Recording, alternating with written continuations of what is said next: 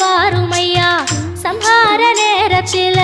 சமுத்திரம் பின்வாங்கும் சந்தோஷ திருநாளில் நல்லருளை தாருமையா முருகன் என்று முழங்குது என் மனசு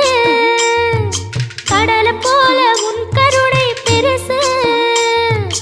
உப்பு காத்து ஊத காத்து சுத்தும் கடலு கரைய பார்த்து சத்தியமா கோயில் கொண்ட சுப்பையா